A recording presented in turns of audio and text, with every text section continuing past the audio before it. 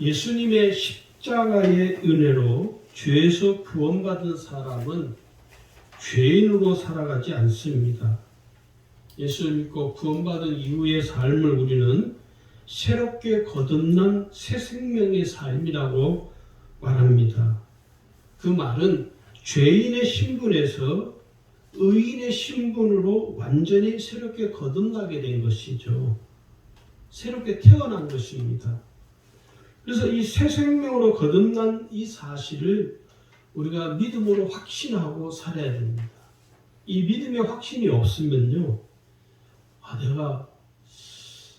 내가 예수를 믿는 그 삶에 대해서 이 혼돈이 생길 수 있습니다. 다시 말해서 내가 지금 새롭게 거듭난 피조물로서 살아야 되는데도 불구하고 그렇지 못할 때가 생기는 이유는 이 새롭게 거듭난 확신이 없기 때문에 그런 것이거든요. 이 새롭게 거듭난 새 생명의 삶을 성경은 뭐라고 이야기하는가 우리가 좀 자세하게 말씀을 좀 드리려고 합니다. 이 새롭게 거듭난 새 생명의 삶이란 첫 번째 새로운 피조물로 거듭난 삶을 말하는 것입니다. 고린도 오늘 후서 우리가 읽은 본문에 말씀하기를 그런즉 누구든지 그리스도 안에 있으면 새로운 피조물이라. 그리스도 안에 있다고 표현을 하죠. 구원받은 사람을 지칭하는 말입니다. 그래서 구원받은 사람은 새로운 피조물로서의 삶을 살게 되는 것이죠. 이 예수님의 십자가의 은혜로 말미암아 새롭게 재창조되어진 피조물이라고 말을 하는 것입니다. 그래서 이 새로운 피조물로서의 삶은 예수 안에 거하는 삶을 말하는 것이죠. 이걸 좀 더 풀어 설명하자면 나의 삶이 이제는 내가 예수님과 함께하는 삶을 사는 것입니다. 내가 예수 안에 거한다. 내가 예수 안에 거하는 새로운 피조물로서의 삶은 이제는 나의 삶은 나 홀로 사는 삶이 아니라 예수님과 함께 동거동락하는 예수님 안에 있음으로 인하여 내가 예수님과 함께하는 삶이다. 그래서 예수님과 함께하는 이 삶은 새로운 피조물로서의 삶은요. 이 세상의 것으로 만족하는 삶에서 이제는 예수님 한 분만으로 만족하는 삶을 말하는 것입니다. 우리가 예수 믿지 않을 때는 세상 것으로 만족하며 살죠. 그런데 그 만족이 채워지지 않거든요. 아무리 세상에 있는 모든 금은 보화를 내가 가진다 하더라도 그 잠깐이지 나의 삶을 채워줄 수 없는 것이죠. 그건 세상 것으로 자꾸 만족하는. 그런데 예수 그리스도를 믿고 구원받아 새로운 피조물로서 산다는 이 의미는 이제는 세상 것으로 만족하는 것이 아니라 예수님 한 분만으로 내가 충분하다. 나는 예수님 한 분만으로 내가 만족할 수 있다는 의미가 담겨진 것. 그래서 우리는 예수님을 어떻게 고백하냐면 예수는 나의 구주, 나의 하나님이십니다. 이렇게 고백하는 거예요. 그러니까 예수는 나의 구주, 나의 하나님이라는 이 고백은 여러분 이제는 내가 세상 것으로 만족하지 않습니다. 이제는 세상 어떤 것으로도 나를 만족시킬 수 없습니다. 그러나 나를 만족해 하시는 분은 곧 예수님 한 분이십니다. 라고 믿고 고백하는 신앙을 가진 사람들이 나의 구주, 나의 하나님이라고 말을 하는 것입니다.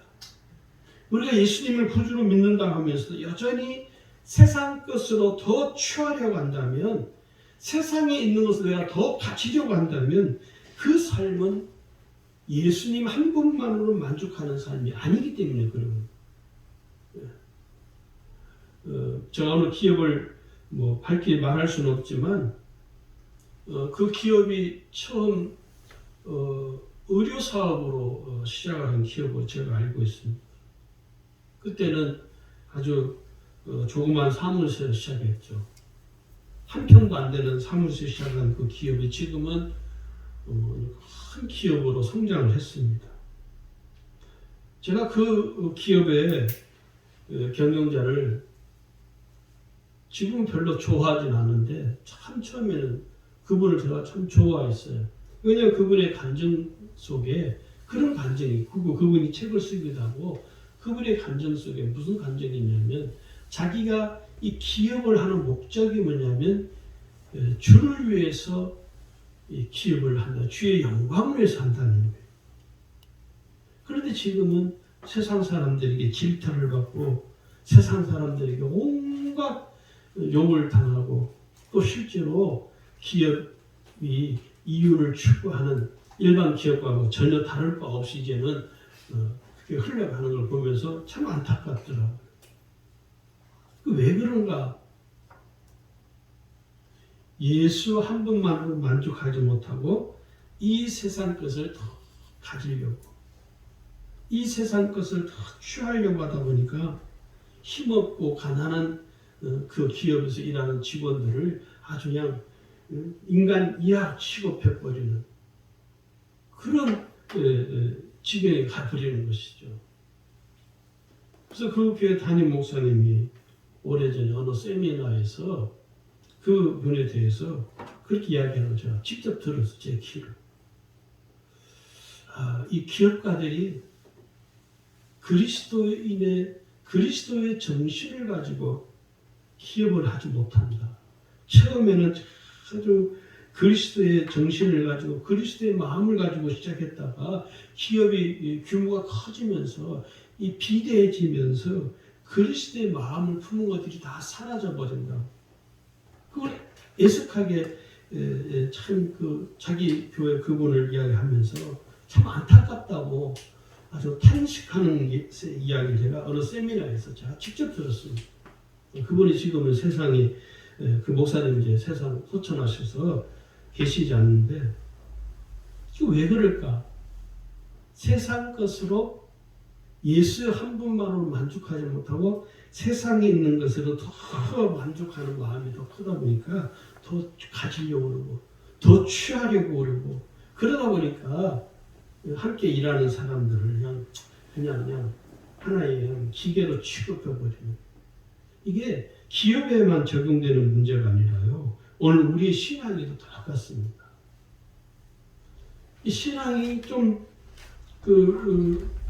주의 마음을 품고 이렇게 신앙생활을 하는 것들이 시간이 가면서 점점점 우리 속에서 사라지거든요. 희미해져 버리고 그러다 보니까 어떤 일이 벌어지냐면 자꾸 다른 것으로 자기 어떤 것을 채우려고 하는. 그런데 여러분 꼭 아셔야 될 게 우리가 거듭난 새로운 피조물로 산다는 말은 이 세상에 속한 것으로부터 초연할 수 있어야 됩니다. 새로운 피조물로서 사는 그리스도인은요, 이 세상에 속한 것으로부터 초연할 수 있는 삶이 되어야 됩니다. 이 세상에 속한 것에 대해서 우리가 초연하는 것이 결코 쉽지 않습니다. 사도 바울과 사도 베드로는요, 성령으로 거듭난 이후 그들의 삶에는요, 세상에 속한 것으로부터 아주 초연하는 세상의 어떤 것으로부터 그들의 삶을 만족할 수 없는 오직 예수 한 분만으로 만족하는 삶을 살았던 것입니다. 자, 그 다음에 두 번째는요, 이 새롭게 거듭난 새 생명의 삶의 두 번째는 뭐냐면 죄인에서 하나님의 자녀로 새롭게 거듭난 삶을 말하는 것입니다. 구원받은 우리는 죄인으로 살지 않습니다. 우리는 이제 하나님의 자녀로 살게 되는 것이죠. 그래서 하나님의 자녀는 거룩하고 정결한 삶을 사는 것입니다. 사람들은 목사님 우리가 어떻게 거룩하고 정결하게 살 수 있습니까? 예, 살 수 있습니다. 왜요? 그 이유는 하나입니다. 내가 거룩하신 하나님의 자녀이기 때문에 그렇습니다. 여러분의 자녀들이 밖에 나가서 아침에 갈 때 깨끗한 옷을 입고 나갔는데 저녁에 돌아오는 몰골을 보니까 옷에 온갖 오염이 묻어있어요. 말할 수 없는 오염물이 다 묻어있어요. 그럼 여러분 어떻게 해요? 야야야야 빨리 벗으라고. 들어오지 마라. 방에 못 들어오게 하죠. 똑같습니다. 하나님께서 오늘 구원받은 하나님의 자녀들이 이 세상의 온갖 것들로 오염되어 있고 뒤덮여 있으면요, 하나님 뭐랍니까? 야야야, 너 왜 그러냐? 내가 너의 거룩한 하나님의 아버지인데, 너는 나의 거룩한 자녀인데 왜 그러느냐고 하나님이 아마 다 급하게 우리를 하나님께서 말씀하실 거예요. 오늘 성경 우리에게 뭐라고 하냐면요, 영접하는 자, 곧 그 이를 믿는 자에게는 하나님의 자녀가 되는 권세를 주셨으니, 요한복음 1장 12절에 말이에요. 그 13절에 가면요, 이는 혈통으로나 육적으로나 사람의 뜻으로 나지 아니하고 오직 하나님께로부터 난 자들이나. 우리가 하나님의 자녀가 됐다는 말은 세상의 것을 우리가 된 것이 아니고요, 하나님의 은혜로 하나님께로 이르는 난 자들이에요. 그래서 하나님이, 그 거룩하신 하나님이 나의 아버지이시고 그 하나님이 거룩하시기 때문에 하나님의 자녀의 나의 삶도 하나님 앞에 거룩해야 된다는 것입니다. 할렐루야. 아멘. 뒤에 이제 좀 더 자세히 말씀을 드리려고 하는데, 세 번째는 뭐냐면 거룩하고 정결한 자로 사는 삶입니다. 예수님을 구주로 믿고 고백함으로 구원받은 성도들은 새롭게 거듭난 새 생명의 삶을 살게 되는 것이죠. 그 새 생명의 삶이 뭐냐? 거룩함과 정결함이라는 것입니다. 오늘 왜 우리가 거룩하고 정결한 삶을 살아야 되느냐? 몇 가지 이유가 있습니다. 그 첫 번째 이유가 뭐냐? 하나님이 거룩하시기 때문입니다. 하나님께서 이스라엘 백성들을 향하여 출애굽하면서 가장 먼저 하나님 주신 메시지가 뭔지 아십니까? 너희도 거룩하라. 레위기 11장 45절에 보시면, 나는 너희의 하나님이 되려고 너희를 애굽 땅에서 인도하여 낸 여호와라. 내가 거룩하니 너희도 거룩할지어다. 거룩하라는 거예요. 누구에게? 이스라엘 백성들. 자, 그러면 오늘 이스라엘 백성들에게만 거룩하라고 했을까요? 아니요. 오늘 우리에게도 거룩하라고 고린도전서 3장 17절에 말합니다. 거기 보시면요, 누구든지 하나님의 성전을 더럽히면 하나님이 그 사람을 멸하시리라. 하나님의 성전은 거룩하니 너희도 그러하니라. 우리를 뭐라고 지칭하냐면 하나님의 성전이라는 거예요. 성령이 내 안에 계심으로, 성령이 나를 하나님의 성전 삼고 계시기 때문에 내 안에 계신 성령으로 인하여 우리에게 뭐라 하냐면 너희도 거룩하라는 거예요. 거룩하지 못하면 어떻게 해요? 하나님 그 사람을 멸해버린다잖아요. 우리가 이 말씀을 두려움과 떨림으로 우리가 들어야 되는 말씀입니다, 사실은. 자, 그 다음에 두 번째, 왜 거룩해야 되느냐? 죄에서 구원받았기 때문입니다.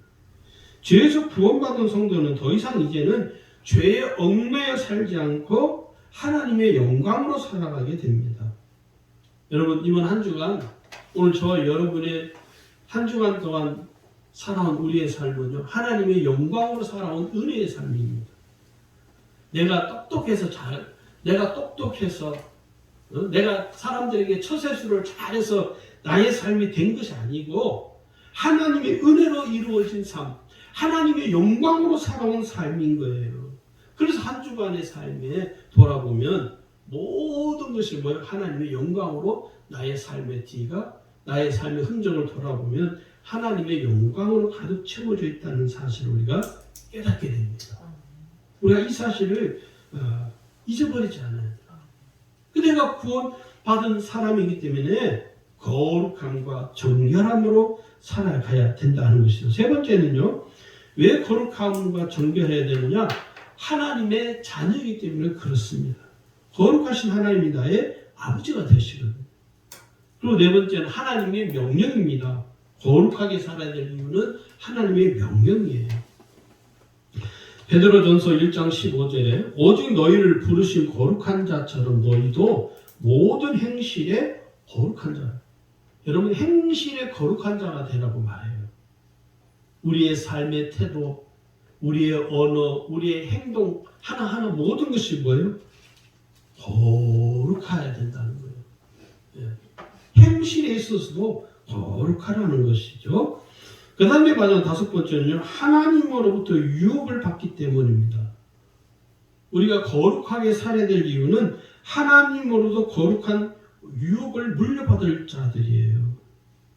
신명기 15장 4절에요.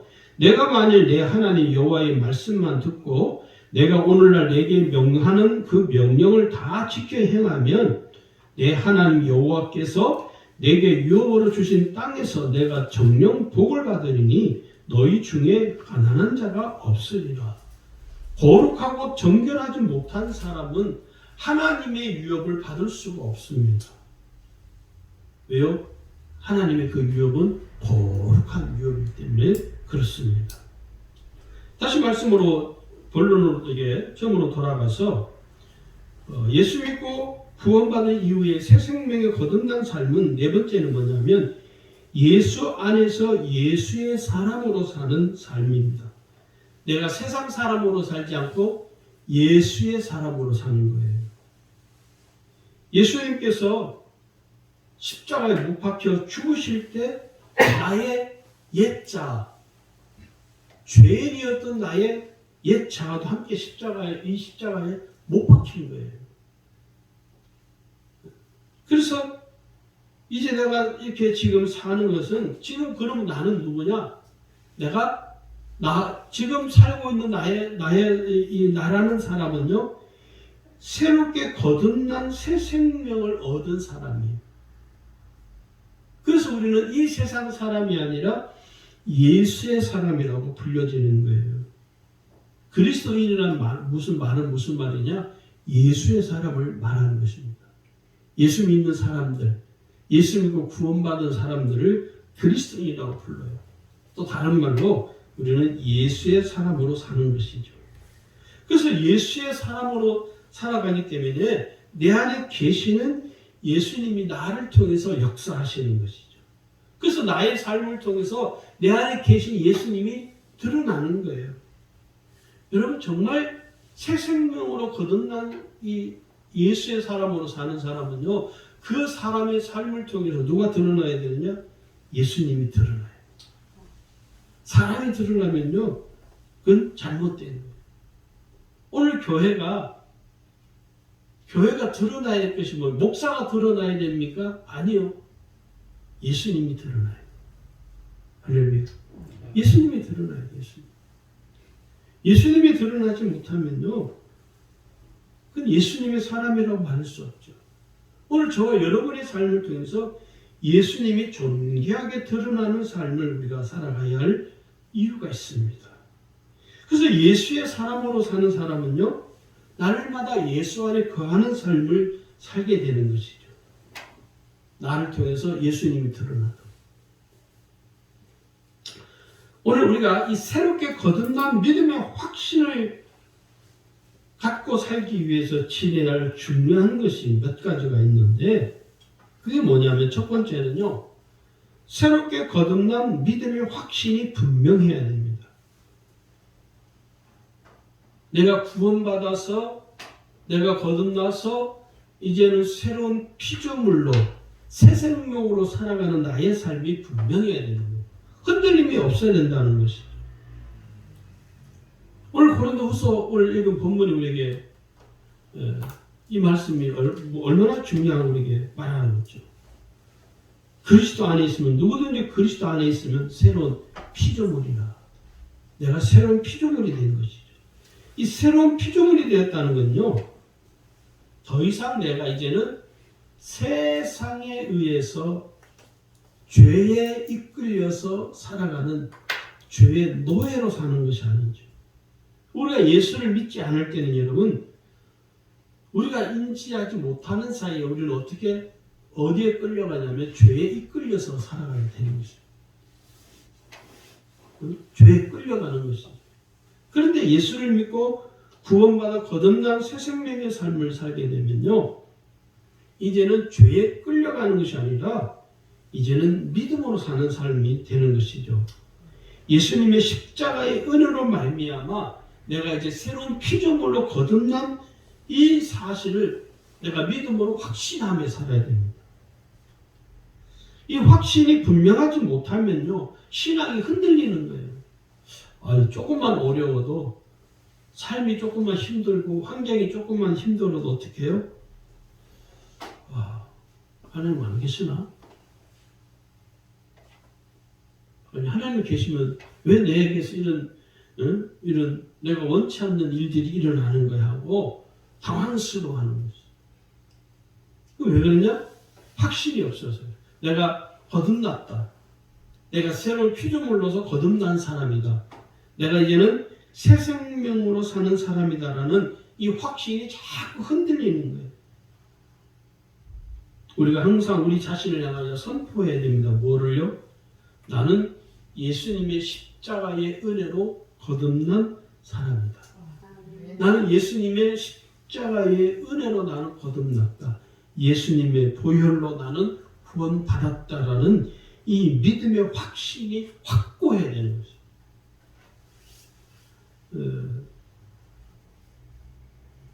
우리가 잘 아는 주기철 목사님 같은 분은 순교자이죠. 왜 순교할 수 있을까요? 이 확신이 분명하면 순교할 수 있어요. 우리가 이 세상에 살면서 우리 자신이 자꾸 흔들리거든요.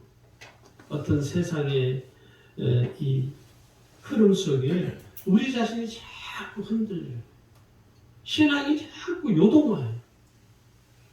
자기 자신도 자기 자신의 신앙을 못 믿는 어떤 분이 그래요. 아유 목사님, 저도요 제 신앙을 잘 장담을 못 하겠어요. 아유 집사님, 이제 하나님 은혜도 사모하시고, 하나님 앞에 이제 좀 헌신도 좀 하시고, 또 이렇게 교회에서 이제 좀 봉사도 좀 하시고 그래야 되지 않겠냐고. 뭐라고? 아이 목사님, 저도 저를 장담 못합니다. 너무 저를 믿지 마세요.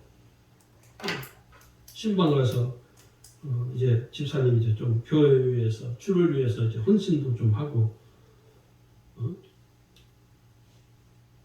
교회 학교 교사도 좀 하시고 그래야 되지 않겠냐. 아이 목사님, 저도 저를 장담 못하는데 너무 저를 믿지 마세요. 그러는. 그게 그분이 볼 때는 겸손한 것 같죠? 아니요. 그 심령 속에 뭐가 없냐면 자신이 새 생명으로 거듭난 존재라는 이 사실에 대한 믿음의 확신이 분명하지 못하는 거예요. 그래서 자기의 신앙을 자기도 확신이 없기 때문에 자기 자신도 뭐라고 말을 못하는 거예요. 오늘 우리가요, 이 확신이 없으면 내가 새로운 피조물로서 새 생명으로 거듭난 새 생명의 삶을 사는 사람이라는 이 확신이 분명하지 못하게 되면요, 우유부단한 신앙의 태도를 취하게 되고 확신이 없는 신앙생활을 할 수밖에 없다는 거예요. 자, 그럼 두 번째는 뭐냐면 예수님의 십자가의 은혜를 온전히 붙들어야 합니다. 예수님의 십자가의 은혜를 온전히 붙드셔야 돼요. 죄인으로 살던 나를 죄에서 자유케 해주시고 거룩하신 하나님의 자녀로 나를 삼아주신 이 은혜는 여러분, 내가 노력하고 수고해서 얻어진 게 아니잖아요. 내가 무슨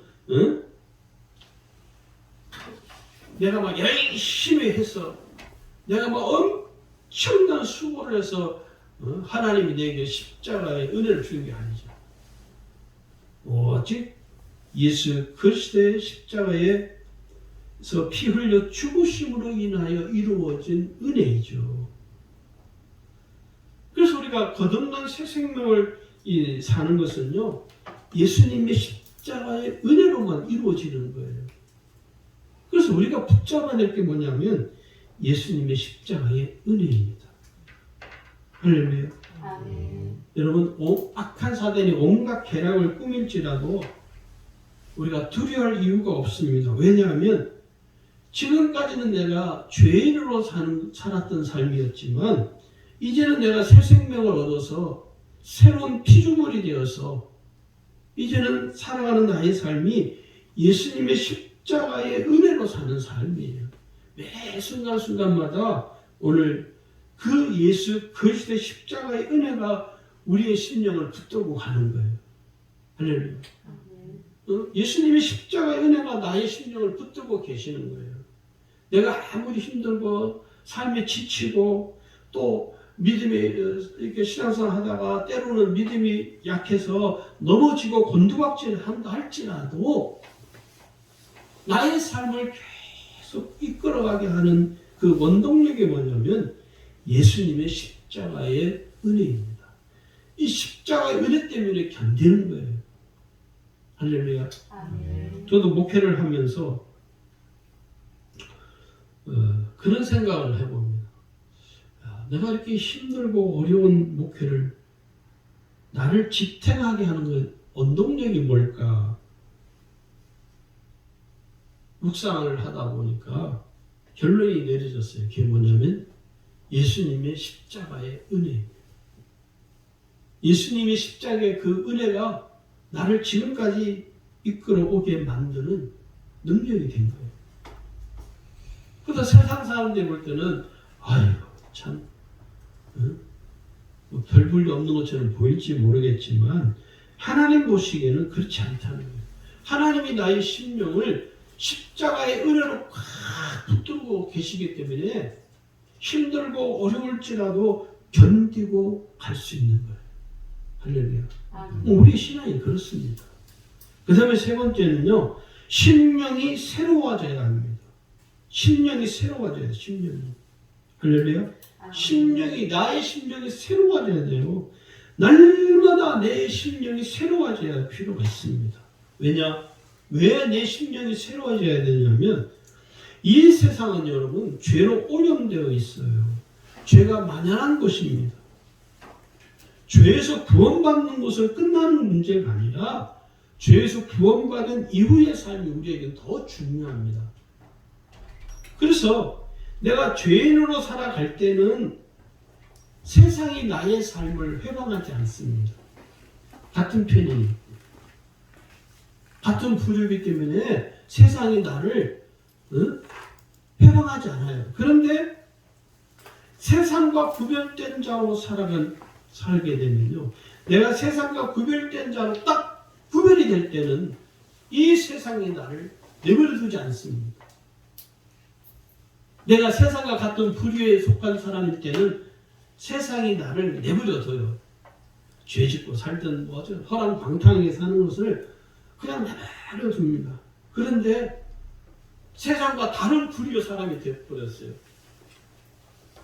응? 새 생명을 얻은 그리스도의 사람이 되어버리니까 이 세상이 놀라가지고 어떻게 합니까? 온갖 방해를 해방을 다 놓는 거예요. 죄와 함께 동고동락할 줄 알았던 내가 예수님과 함께하네. 죄를 짓고 허랑방탕하게 살 줄 알았던 내가 죄에서 떠난 삶을 살게 되는 것을 이 세상이 보면서 깜짝 놀라는 거예요. 그래서 이 사단이 혼비백산에서 나를 공격하고 회방하는 거예요. 때로는 이 세상에서 사는 나를 보면 나로 하여금 낙심하게 만들고 때로는 좌절하게 만들고 어려운 가운데 빠지게도 만들어요. 근데 오늘 성경은 우리에게 뭐라고 하느냐? 시편 51편 10절에 이렇게 말합니다. 하나님이여 내 속에 정한 마음을 창조하시고 내 안에 정직한 영을 새롭게 하소서. 내가 이 세상의 부류와 같은 부류로 되지 않고 죄에 걸려 넘어지지 아니하고 세상의 온갖 유혹과 미혹으로 나를 온전히 지킬 수 있고 단호하게 세상에 대해서 내가 함대할 수 있는 이 능력이 뭐냐? 나의 심령이 날마다 새로워지는 거예요. 할렐루야. 나의 심령이 날마다 새로워지려면 어떻게 해야 되느냐? 필요한 과정이 있습니다. 첫 번째는요. 회개하면 심령이 새로워집니다. 여러분 눈물 흘리며 회개기도 해보세요. 마음이 어떻게요? 시원하잖아요. 회개는요, 내 심령을 새롭게 만드는 능력이 있습니다. 하나님께서는요, 회개하는 사람을 좋아하십니다. 왜요? 그 회개를 통해서 하나님의 긍휼하신 은총을 내가 던졌기 때문에, 그래서 회개하는 것이 오늘 여러분 우리에게는 은혜예요, 은혜. 회개하면 어떤 일이 벌어집니까? 내 심령 속에 찌꺼기처럼 남겨져 있던 죄가 깨끗이 씻음을 받음으로 나의 심령이 새로워져요. 그래서 회개는 부끄러운 것이 아니라 뭡니까? 은혜예요, 은혜. 할렐루야. 두 번째는 말씀을 마음에 품으면 심령이 새로워집니다. 하나님의 말씀을 내 심령, 마음에 품음으로 인해서 나의 심령이 새로워져요. 내 심령 속에 하나님의 말씀을 품으면 내가 세상을 두려워하지 않습니다. 세상이 두렵습니까? 사람이 두렵습니까? 환경이 두렵습니까? 그럼 여러분 심령 속에 하나님 말씀이 없어서요. 여러분 하나님 말씀 여러분 심령 속에 품으십시오. 그러면 여러분의 심령이 새로워집니다. 새로워진 그 심령은 실제로 주의 은혜를 경험할 수 있습니다. 세 번째는요, 주의 은혜를 사모하면 심령이 새로워집니다. 하나님의 은혜를 내가 얼마나 사모하는 것이죠. 내가 하나님의 은혜를 얼마나 간절히 사모하면 하나님이 내게 은혜를 주시잖아요. 하나님이 내게 은혜를 주심으로 말미암아 사모하는 나의 심령이 새로워져요. 힘이, 연약한 나의 삶이 강건해지게 되는 것이에요. 우리가 얼마나 연약합니까? 우리같이 연약한 존재가 없죠, 인간이. 그런데 연약한 나의 삶이 강건해지는 원동력이 뭐냐면 주의 은혜를 사모하면 내 심령이 새로워져요. 영적인 능력과 은혜가 내게 공급되어짐으로 인해서 나의 심령이 새로워지게 되는 것입니다. 할렐루야. 여러분, 부흥회를 왜 합니까? 심령이 새로워지게 사는 거예요. 그래서 저는 우리 한국교회가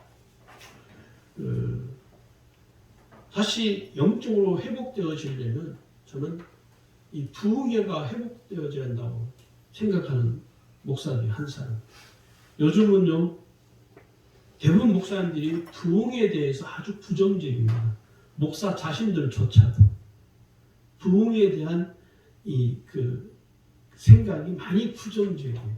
물론 성도들이 안 모이는 원인도 있겠지만 일단 목사님들 속에 부흥회에 대한 부정적인 견해가 아주 강해요. 그래서 제 주변에 아는 목사님 이렇게 이야기를 해보면요, 아유 지금 무슨 시대 어르신들 뭐 부흥회를 하느냐. 이걸 마치 부흥회를요 어떤 시대의 흐름이라고 유행이라고 생각하는. 아니요. 저는 그렇지 않다고 봅니다. 부흥회는 우리의 심령을 새롭게 만들어요. 오늘 성도들 속에서 많은 성도들이 이제는 새벽 기도가 다 사라져 버렸잖아요. 새벽에 나와서 기도하는 성도들이 교회에 10% 됩니까? 10%도 안 됩니다. 제가 전에 있던 교회 약 한 500명이 출석하는 교회였는데 새벽 기도요 한 20명, 30명밖에 안 나왔습니다. 많이 나와야 한 30명. 10%도 안 되죠. 근데 지금은 더 퍼센트가 더 떨어졌죠. 코로나 때문에. 근데 성도들은 너무 편하고 새벽기도 안 가니까 너무 좋아. 육신적으로는 좋을지 모르겠지만 그 심령이 새로워지는 은혜를 경험하지 못하는 것이죠. 새벽기도를 하는 사람과 하지 않는 사람은 심령이 밭이 다르다고 저는 생각이 되었죠. 또 우리의 심령이 새로워지려면요, 기도는 우리의 연약한 심령을 새롭게 하는 영적인 능력이 있습니다.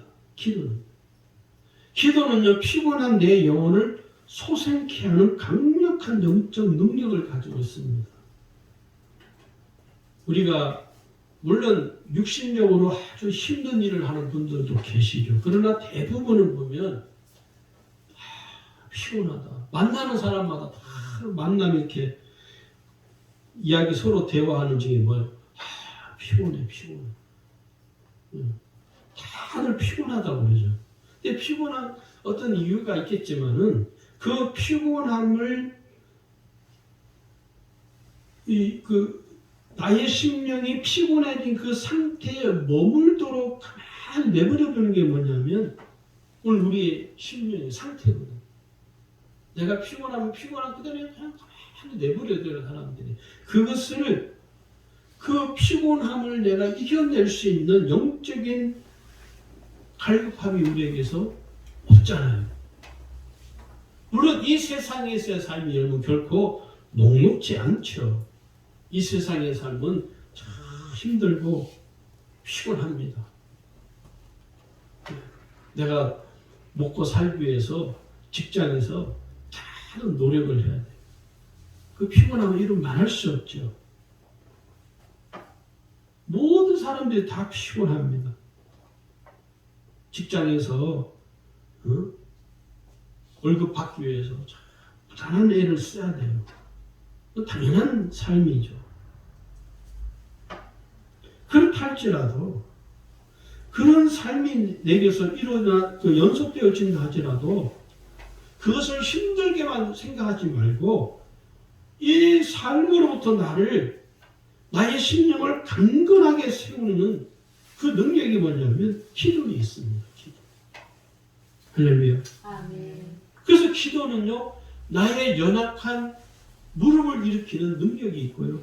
기도는 연약한 나의 삶을 강건하게 만들어주는, 변화시키는 영적인 능력이 있다는 거예요.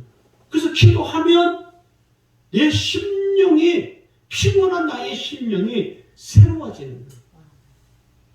기도하지 않기 때문에 여전히 피곤함 그대로 이렇게 축적이 되어 있는 것이죠. 그러나 기도해 보시면, 기도의 능력을 한번 맛을 보시면, 이래서 사람들이 기도하는구나. 이래서 사람들이 기도할 수밖에 없구나 하는 은혜의 눈을 뜨게 됩니다. 할렐루야. 저는 개인적으로 이 신학교에서 신학생들한테 의무적으로 하루에 1시간 이상씩 기도하라고 좀 신학교에서 아예 커리큘럼을 만들었으면 좋겠어요. 제가 신학교 다닐 때 대학원 가서 기숙사를 하다 보니까 저희 학교 이제 지금 어떻게든 모르겠는데 제가 다닐 때만 해도 도서관이 그 지하에 1층에 기도실이 있어요. 도서관 바로 밑에 기도실이 있어요. 그래서 거기 가서 책 보다가 가서 이제 기도하러 가면 기도하는 신학생들이 많이 있어요. 네 군데. 그거는 24시간 개방이 되고 밤 12시에 가도 기도하는 어떤 사람은 거기서 밤새면서 기도하는 사람 신학생들이 있어요. 그 다음 수업이 없는 친구들은 저도 철학기도 하는 거죠. 한 12시부터 새벽 5시에 이제 학교에서 기숙사 생활하는 사람 전부 다 나와서 이제 새벽기도 하니까.